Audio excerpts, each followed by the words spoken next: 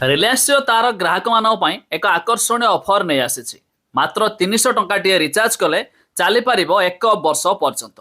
तेरे आसतु ऑफर विषय जाना कौन समस्त बेनिफिट मिल पार एने रिलायंस पक्षर आउ एक बड़ घोषणा जारी है। जदि आपणकर जियो सिम कार्ड अच्छी आपण ए रिचार्ज करुँच तेरे यह वीडियो आपण बड़ गुरुत्वपूर्ण। जाना पूर्व वीडियो को लाइक करेंगे, सब्सक्राइब करना एवं सब्सक्राइब कर पाखर बेल आइकन को दबाई दिंतु। तेरे रिलायंस जियो निजर लोकप्रिय जियो प्राइम मेंबरशिप को एक नुआ रूप में पुनः लॉन्च करिछि, जार दाम मात्र 300 टंका रही।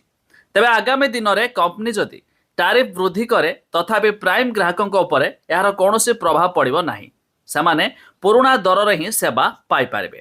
तेरे अगस्ट 20 तारिख उपलब्ध होगाकू 300 टंकिया प्राइम मेंबरशिप ग्राहकों को संपूर्ण गोटे वर्षर प्राइम सुरक्षा प्रदान करिबो।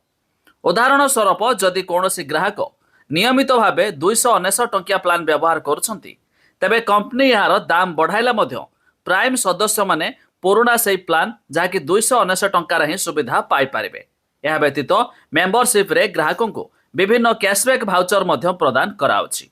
तेबे जियोर अन्य डिजिटल सेवार स्वतंत्र फायदा मध्य सब मिल पार।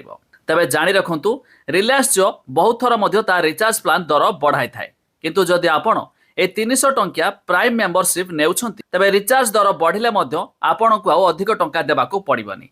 1 वर्ष मध्य जेते थर रिचार्ज दर बढ़िले भी आपण माने से पुराणा दर रे रिचार्ज करि पारिबे। एथिपई आपण को 1 वर्ष मध्य वैलिडिटी मिलुछि जदि आपण 300 टंका रिचार्ज करुछंती। तेबे ये थिला जहाँकि रिलायंस जियो लॉन्च कर देछि नुआ प्राइम मेंबरशिप जार दाम 300 टंका, वैलिडिटी 1 वर्ष।